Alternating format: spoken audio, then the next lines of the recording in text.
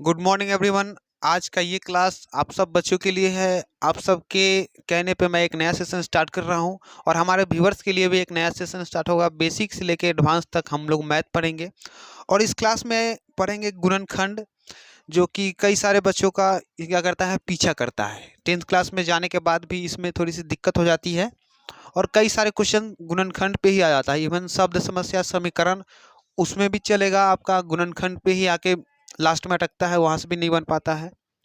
और कई सारे कंडीशंस में ये हमारा पीछा नहीं छोड़ता है। तो इसको सिखाएंगे दो तरीका से, एक श्रीधराचार्य के नियम से और दूसरा जो बेसिक मेथड होता है उससे। चलिए इसे सीखते हैं। ये आपका सिंपल सा है। ये क्या है, 1 2 3, ये 3 पद वाला है। तो 3 पद वाला भी सीखेंगे, 2 पद वाला भी सीखेंगे और 4 पद वाला भी सीखेंगे। यानी बेसिक से लेके एडवांस तक सीखेंगे। तो चलिए इसे फटाफट से देखते हैं। आज हमारा शुरुआती क्लास है, पहला क्लास है, इसलिए सिंपल वाले क्वेश्चन को करते हैं। जो ओरिजिनल सा गुणनखंड होता है, जो बेसिक वाला गुणनखंड होता है, जो हमेशा आएगा, यही कोई भी क्वेश्चन में रहेगा और ये गुणनखंड आ सकता है। बेसिक तौर पे 3 पद वाला ही आता है। तो 3 पद वाले को ही पहले समझते हैं, इसे पूरी डिटेल्स में समझेंगे। उसके बाद दो दो वाला, 2 पद वाला, 3 पद वाला, 4 पद वाला, ये सबको करेंगे। तो चलिए इसे समझते हैं। पहला कंडीशन हम लोग पहले इसे समझते हैं बेसिक मेथड से, उसके बाद समझेंगे फॉर्मूला से, श्रीधराचार्य के नियम से। तो पहला कंडीशन है, देखिए, x² + 16x + 55। इसका क्या करना है, गुणनखंड करना है। तो ध्यान दीजिए, जिस गुणनखंड में, इस गुणनखंड में कितना पद है, 1 2 3 पद है, 3 पद है। या एक चीज और आपको ध्यान देनी है, x² यानी x का पावर कितना है, 2 है। x का पहला पावर 2 है, तो इसे बोलेंगे द्विघात बहुपद बोलते हैं। बहुपद का ही गुणनखंड आता है। द्विघात गुणनखंड भी बोल सकते हैं, द्विघात बहुपद भी बोल सकते हैं, क्वाड्रेटिक पोलिनोमियल भी बोल सकते हैं। तो चलिए देखते हैं इसे।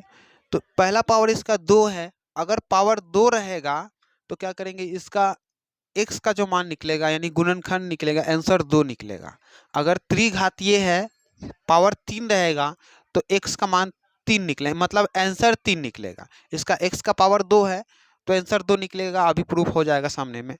तो ध्यान दीजिए, ये पहला पद है, ये दूसरा है, या तीसरा है। बेसिक सा कंडीशन है कि पहले वाले से ध्यान से समझिए। अगर नहीं समझते हो तो कुछ भी नहीं समझ में आएगा। केवल एक ही क्वेश्चन को ध्यान से समझिए, उसके बाद खुद से अपने आप बनाने लगोगे। पहले वाले से क्या करना है, तीसरे वाले को आपको गुना कर लेना है साइन के साथ, यानी प्लस और माइनस दिया है चिन्ह के साथ। पहले वाले से तीसरे वाले को, यानी कि पहले वाले से तीसरे वाले को गुना कर लेना है। तो x² में 55 से गुना होगा, तो 55x² कहीं पे आपको साइड में लिख लेना है। सीखने का एकदम बेसिक सा तरीका है। और दोनों में प्लस है, प्लस और प्लस, ये प्लस ही होगा। आपको ध्यान में रखनी, चिन्ह भी याद कर लीजिए आप। प्लस और प्लस प्लस होती है, माइनस और माइनस प्लस होती है, माइनस और प्लस माइनस होगी, प्लस और माइनस माइनस होगी। यह गुना का चिन्ह होता है। बेसिक तौर पे हम लोग गुणनखंड में गुना का चिन्ह का ही यूज करते हैं, समझे। चलिए, तो बेसिक तौर पे हम लोग गुना में ही गुणनखंड का चिन्ह यूज, मतलब गुणनखंड में गुना का ही चिन्ह यूज करते हैं। तो प्लस और प्लस प्लस ही होगा। x² में 55 से गुना किए, 55x²। अब क्या करना है, x² + 55, लास्ट पहले वाले पद को और लास्ट वाले पद को लिख लेते हैं। धीरे धीरे जब सीख जाएंगे तो सब एक साथ ही लिखना आपको सिखाएंगे, बीचला वाले पद को भी लिखना सिखाएंगे। अब ध्यान दीजिए, बीच वाले को ऐसा 2 पार्ट में तोड़ना है। समझिए, यहाँ पे बीच वाले को जो 16x है, इसको ऐसा 2 पार्ट में तोड़ना है कि गुना करने पे 55x² आ जाए, जोड़ने या घटाने पे 16x आ जाए। तो तीनों प्लस है तो समझिए जोड़ने पे ही होगा। तो क्या करना है, ध्यान दीजिए आप, +11x + 5x, 11 और 5 16 आ जाएगा। आपके खुद से दिमाग में ही सोचना है। दिमाग में सोचिए, अपने आप समझ में आ जाएगा कि भाई क्या करना है कि जोड़ने पे इतना आ जाए और गुना करने पे इतना आ जाए। 11 और 5 16x होता है और 11 पचे 55। दोनों कंडीशन सेटिस्फाइड है। अगर दिक्कत होती है, वीडियो को रिपीट कीजिए, देखिए, आराम से समझ में आएगा। कोई भी क्वेश्चन हो, हार्ड से हार्ड क्वेश्चन बनेगा आराम से। अब उसके बाद क्या करना है, इन दोनों का कॉमन लीजिए, जोड़ा पूरा लीजिए। आप क्या करना है, जोड़ा लगा लेना है। एक्स स्क्वायर प्लस 11x जोड़ा हो गया, 5x प्लस 55 ये भी जोड़ा हो गया। अब इन दोनों में से क्या कॉमन होगा, इसमें भी x है इसमें भी x है, x कॉमन हो जाएगा तो यहाँ बच गया x प्लस 11। x में x से होगा एक्स स्क्वायर, x में 11 से होगा 11x। अब एक चीज और ध्यान दीजिए, प्लस इसमें से भी कॉमन लेना है क्या, 55 और 5, तो इसमें से क्या कॉमन, 5 कॉमन होगा, क्योंकि 5 तो भाई x को भी 5 कॉमन हो जाएगा तो x प्लस 11। 5 में x होगा 5x, 5 में 11 से होगा 11 पच्चीस 55। दोनों कंडीशन हो रहा है कि नहीं हो रहा। अब एक चीज और ध्यान दीजिए, जो पहले वाला जो होगा, ये जो पहला वाला होगा वही यहाँ पे भी होगा। तो आंख बंद कर लीजिए, क्या करिए, ये वाला यहाँ पे उतार देना और जो कॉमन होगा वह रख देंगे।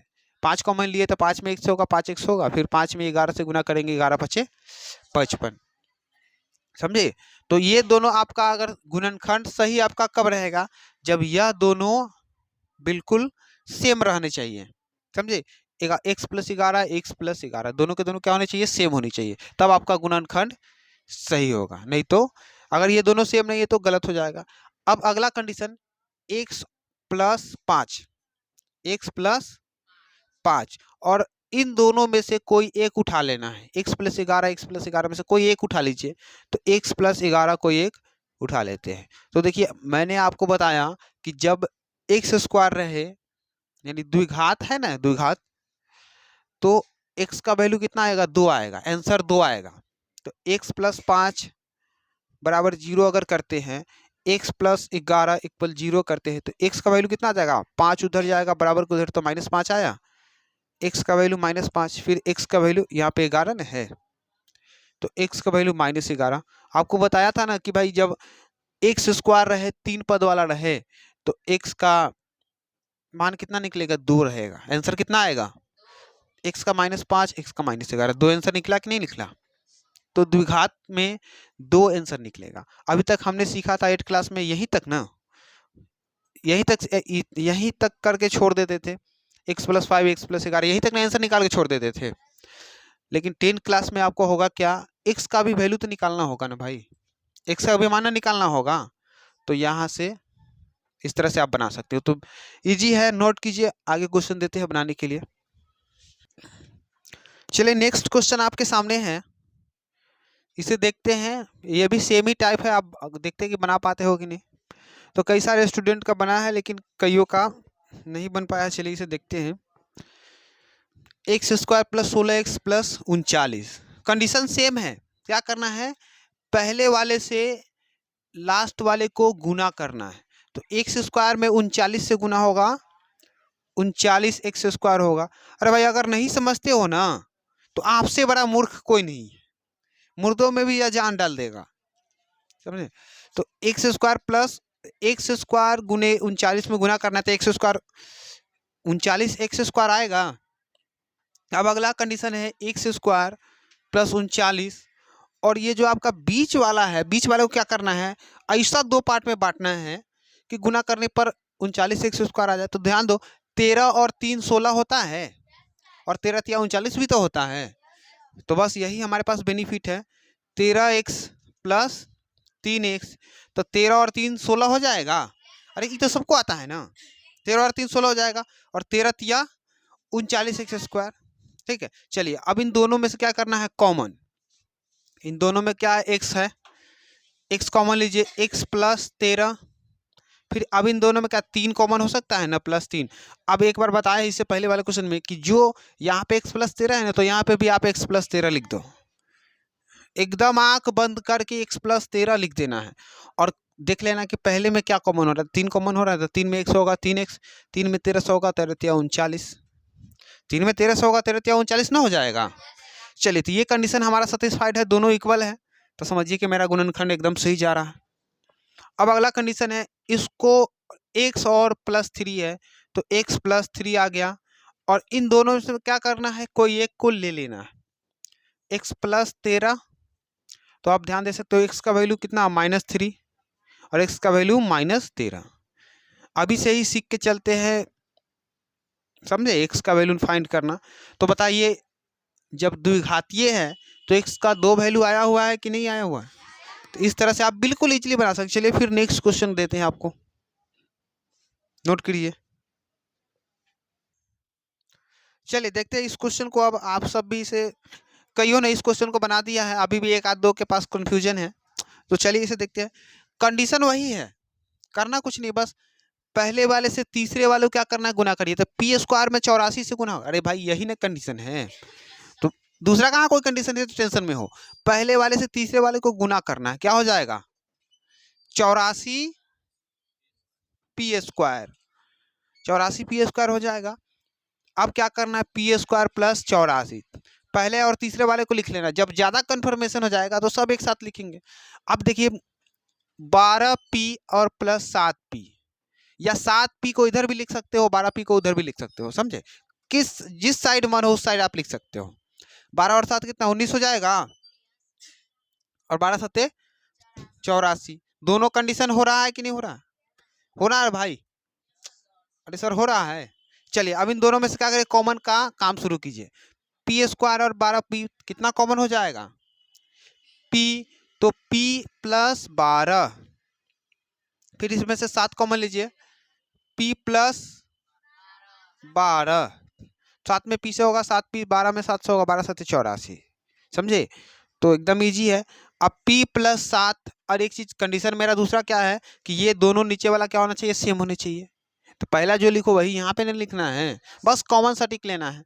p प्लस 7 और p प्लस 12, ये दोनों में से कोई एक ले लेंगे। अब p का वैल्यू -7, तो ध्यान दो यहाँ p प्लस 7 इक्वल 0 कर सकते हैं, और p प्लस 12 इक्वल 0 कर सकते हैं। p का वैल्यू यहाँ पे प्लस है, उधर जाएगा तो -7। अभी भी कोई प्लस में लाए हो क्या आंसर, p इक्वल -12 लाए है तो बड़ा गर्व के साथ कहता है लाए है। कैसे ला दिया, किस तरह से ला दियो, दोनों तो प्लस है तो बराबर के उधर जाएगा तो माइनस में आएगा ना। तो p का वैल्यू -7, p का वैल्यू -12, आ रहा है ना मजा। चलिए फिर से दूसरा क्वेश्चन देते हैं। चलिए सर बउआ क्लास लोग, तो बउआ जी लोग देखिए, बउआ जी लोग, गुरु जी लोग, बस वही कंडीशन है। कौन सा कंडीशन, पहले वाले से तीसरे वाले को गुना करना है। तो ए स्क्वायर में 42 से गुना होगा, कितना हो जाएगा 42 ए स्क्वायर, अरे 42 कह रही है, हाँ 42 ए स्क्वायर होगा ना, हो नए वाले पुराने वाले लोग सब। तो अब उसके बाद क्या करिए, ए स्क्वायर प्लस 42 है ही, अब क्या करिए प्लस 13 को 2 पार्टों में बांटना है। तो 7 और 6, 7 6 13 होता है, और 7 6 42 भी तो हो जाता है। बस 7a 6a हुआ कि नहीं हुआ, बस बिल्कुल कहाँ मार कर गया। तो 7a प्लस 6a। अब उसके बाद क्या करना है, इन दोनों में से कॉमन लीजिए। इसमें से क्या कॉमन होगा, a कॉमन होगा, तो a प्लस 7, और इसमें से 6 कॉमन लीजिए। 6 कॉमन होगा तो a प्लस 7 ही ना लिखेंगे। चलिए a प्लस 7 हो जाएगा, ये भी नहीं चल रहा है। चलिए अब क्या करना है, a प्लस 6, और इन दोनों में से कोई एक उठा लेना है। चलिए a प्लस 7, तो a का वैल्यू -6, और यहाँ पर क्या हो जाएगा, a का वैल्यू -7। तो बार बार फिर से रिपीट कर देते हैं एक बार फिर से, कि जब द्विघात रहेगा, द्विघातीय रहेगा तो आंसर कितना 2 आएगा, 3 वाला है त्रिघातीय रहेगा तो आंसर 3 आ जाएगा। अभी तो बेसिक सा स्टार्टिंग है ना स्टार्टिंग, तो धीरे धीरे आगे बढ़ेंगे। कल करेंगे, आज के इस क्लास में इतना ही रखते हैं। कल करेंगे हम लोग माइनस वाले को, आज तो प्लस वाले ना सीखे हैं, तो कल करेंगे माइनस वाला। तो आज है प्लस वाला, कल करेंगे माइनस वाला, और फिर परसों करेंगे प्लस और माइनस दोनों वाला। तो होमवर्क के रूप में आप देख सकते हो कि प्लस वाले की लिस्ट आपके सामने मैं रखता हूँ, ये होमवर्क के रूप में आप बना सकते हो। देखिए ये है आपका, यानी कि तीसरा नंबर जो है, इसमें 6 क्वेश्चन है, ये 6 क्वेश्चन को आप बिल्कुल इजीली बना के ला सकते हो। और माइनस वाला भी देख सकते हो, चौथा नंबर में भी 6 क्वेश्चन है, इससे आप भी बना लीजिएगा। यानी कि 6 6 12 आपके पास होमवर्क है। कल चौथा नंबर वाले को करेंगे, माइनस वाले को। तो चलिए आज के लिए इतना ही रखते हैं।